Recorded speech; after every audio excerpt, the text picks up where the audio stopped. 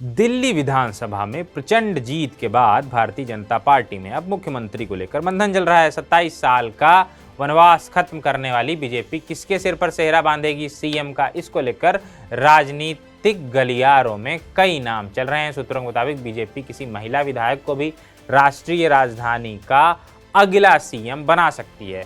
इस बार के विधानसभा चुनाव में बीजेपी ने 70 में से 48 सीटों पर जीत दर्ज की, जिसके बाद उसने दिल्ली में 27 साल का सूखा खत्म किया। अरविंद केजरीवाल के नेतृत्व वाली आम आदमी पार्टी के खाते में सिर्फ 22 सीटें ही आईं। वहीं कांग्रेस एक बार फिर खाता खोलने में असफल रही। बीजेपी अगर किसी महिला विधायक को सीएम बनाती है तो इस रेस में 4 नाम हो सकते हैं। कौन है, आइए बताते हैं। पहला नाम है रेखा गुप्ता का। बीजेपी ने इन्हें शालीमार बाग से टिकट दिया था। रेखा गुप्ता पार्टी की उम्मीदों पर खरे उतरते हुए जीत हासिल कर चुकी हैं। उन्होंने आपकी वंदना कुमारी को 29,595 वोटों के बड़े अंतर से हराया। दूसरा नाम है शिखा रॉय का। बीजेपी की इस महिला उम्मीदवार ने चौंकाने वाला प्रदर्शन किया।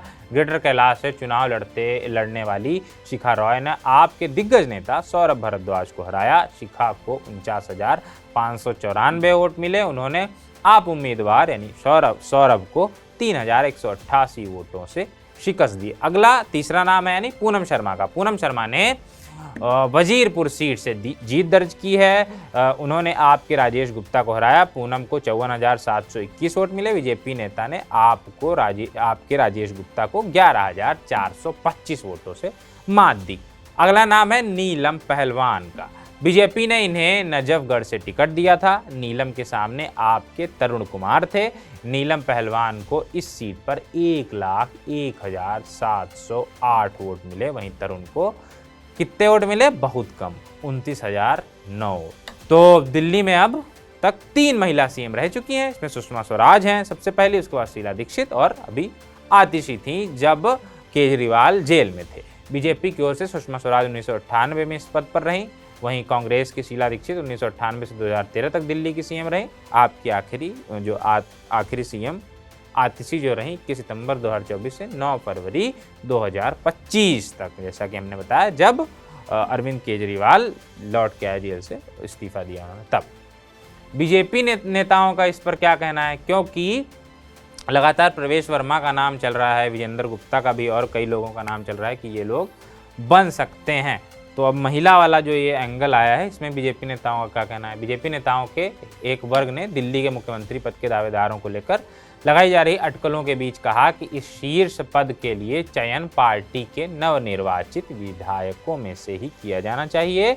उत्तर पश्चिमी दिल्ली से बीजेपी सांसद योगेंद्र चंदोलिया ने कहा, नए मुख्यमंत्री का चयन पार्टी के नवनिर्वाचित विधायक यानी जो लोग चुने गए हैं उन्हीं से किया जाना चाहिए, किसी अलग को नहीं लाया जाना चाहिए, दूसरे व्यक्ति को। जैसे नाम चल रहा है, मनोज तिवारी का नाम चल रहा है, उससे पहले स्मृति ईरानी का भी नाम चल रहा था, तो उनका शायद कहना हुआ कि ऐसे लोगों को नहीं सीएम की कुर्सी बिठानी चाहिए। उन्होंने कहा कि नवनिर्वाचित विधायकों में कई सक्षम नेता हैं, जिनमें प्रदेश बीजेपी के 2 पूर्व अध्यक्ष, पार्टी की एक राष्ट्रीय सचिव और कई पूर्व प्रदेश पदाधिकारी शामिल हैं, जिन्हें लंबा राजनीतिक अनुभव है। बीजेपी की दिल्ली इकाई के एक अन्य वरिष्ठ नेता ने भी नवनिर्वाचित विधायकों में से ही किसी को मुख्यमंत्री बनाने की वकालत करते हुए कहा कि इससे पार्टी को मिले जनादेश का सम्मान हो सकेगा। शपथ ग्रहण कब होगा? सूत्रों के मुताबिक दिल्ली में नई सरकार का शपथ ग्रहण समारोह 14 फरवरी के बाद होगा। प्रधानमंत्री नरेंद्र मोदी विदेशी दौरे पर हैं फिलहाल। वो 10 फरवरी को उनके फ्रांस और यूएस दौरे की शुरुआत हुई। उनके वापस लौटने के बाद ही नई सरकार का शपथ ग्रहण होगा। बीजेपी नेताओं ने कहा प्रधानमंत्री मोदी के विदेश यात्रा से लौटने के बाद सरकार गठन की प्रक्रिया शुरू होगी। अब जो भी सरकार गठित होती है, कौन मुख्यमंत्री बनता है, किसको क्या विभाग मिलता है, कौन कैबिनेट मंत्री बनता है, सब आपको बताया जाएगा। इसी चैनल पे सब्सक्राइब कर लीजिए, लाइक भी कर लीजिए वीडियो जो भी देख रहे हो। बाकी कैसा लगा, कमेंट बॉक्स तो हरदम खुला ही रहता है। चलते हैं, बाय बाय, शुक्रिया।